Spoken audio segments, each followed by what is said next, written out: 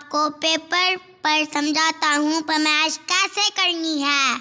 जैसा कि आप देख रहे हैं, मैंने ये एक प्लॉट बनाया है। इसको ग्रीन कलर से मैंने वाजिया किया है।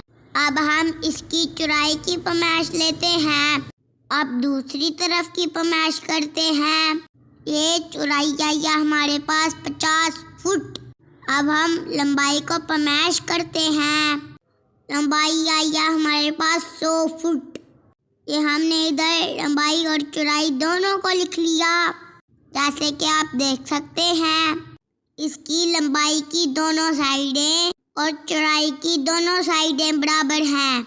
हमने लंबाई और चौड़ाई को आपस में ज़रब किया तो हमारे पास आ गया 5000। टोटल हमारा रकबा हुआ 5000 फुट।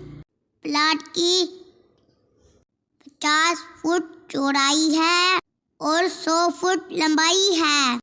अब हमने टोटल रकबे को 72.25 से तकसीम करना है। मतलब 5000 स्क्वायर फुट के हमने 272 पर डिवाइड किया तो हमारे पास टोटल रकबा आ गया।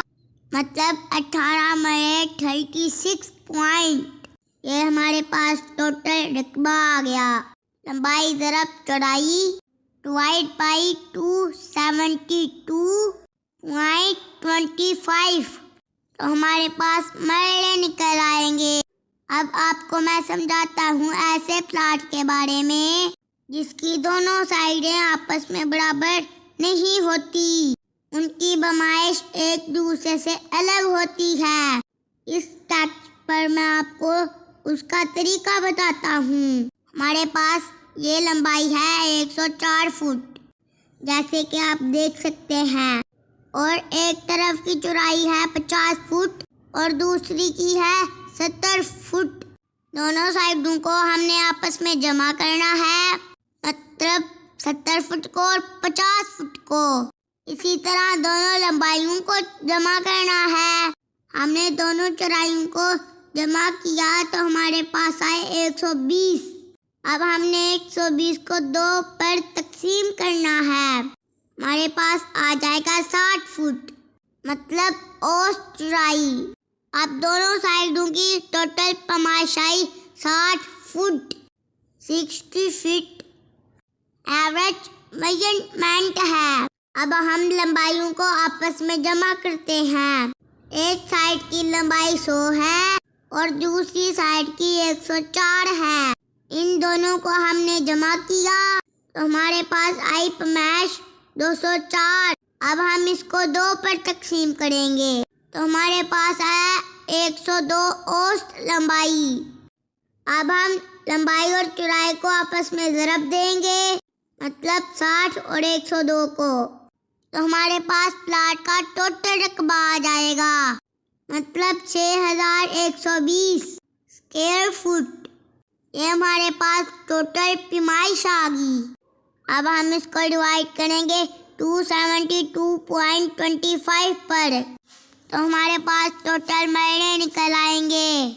मतलब टोटल पैमाइश को हमने 272.25 पर डिवाइड किया तो हमारे पास ये मरले निकल आए, मतलब 22.47 मरले। दोनों लंबाइयों को हमने जमा किया, फिर 2 पर डिवाइड किया और इसकी एवरेज पैमाइश निकाल ली। फिर वही पुराना फार्मूला अप्लाई कर दिया, मतलब टोटल पैमाइश को 272 पर डिवाइड कर दिया। अब मैं आपको बताता हूँ 3 कोने वाली ज़मीन को कैसे मेजर करते हैं। ये चार्ट मैंने बड़ी मेहनत से आपके लिए तैयार किया है ताकि आपको समझ आ सके। 3 कोने वाली ज़मीन की लंबाई तो हमारे पास होती है, उसकी एक तरफ की चौड़ाई नहीं होती, मतलब उसकी 3 पैमाइशें हमारे पास होती हैं। अब हमने दोनों लंबाइयों को आपस में जमा कर लेना है। 40 फुट और 30 फुट को जमा किया, फिर इसको 2 पर डिवाइड किया तो हमारे पास औसत लंबाई आ गई 35 स्क्वायर फुट। हमारे पास सिर्फ एक तरफ की चौड़ाई मौजूद है 20 स्क्वायर फुट। अब हमने 20 को 2 पर तकसीम करना है क्योंकि हमारे पास दूसरी साइड की चौड़ाई नहीं है, इसलिए हमने एक साइड को ही 2 पर डिवाइड करना है। ये आपको समझाने के लिए सिर्फ मैंने 20 जमा 0 लिखा हुआ है। अब हमारे पास 10 फुट इसकी चौड़ाई आ गई। लंबाई आई हमारे पास 35 फुट और चौड़ाई आई 10 फुट। दोनों को हमने मल्टीप्लाई किया तो हमारे पास टोटल रकबा आया 350 स्क्वायर फुट। अब इनके हमने मरले निकालने हैं 272.25 से डिवाइड करके, जैसे कि आप चार्ट पर देख रहे हैं। मतलब एक मरला 28 पॉइंट। अब ये पैमाइश भी बड़ी इंटरेस्टिंग है। इसके तो 1 2 3 4 5 कोने हैं। इसको किस तरह पैमाइश करें? ऐसा करते हैं, इसको प्लॉट 2 में तकसीम कर देते हैं, मतलब इसके 2 प्लॉट बना देते हैं। तो अब हम करते हैं इसको प्लॉट 2 में डिवाइड, जैसे कि आप देख रहे हैं। अब इसके 2 प्लॉट बन गए हैं। आप देख सकते हैं इसकी पैमाइश बहुत ही सिंपल हो गई है। पहले आपने सीधे प्लॉट की पैमाइश करनी है, मतलब लंबाई और चौड़ाई को आपस में मल्टीप्लाई करना है।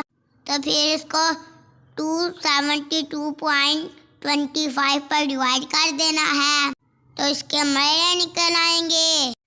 तो अब हम चलते हैं त्रिकोण की तरफ। त्रिकोण का तो मैंने आपको बताया है किस तरह पैमाइश करते हैं। आपकी आसानी के लिए एक दफ़ा फिर आपको बता देता हूँ। दोनों लंबाइयों को आपस में जमा करना है। वीडियो को रिवर्स करके आप सारा देख लें।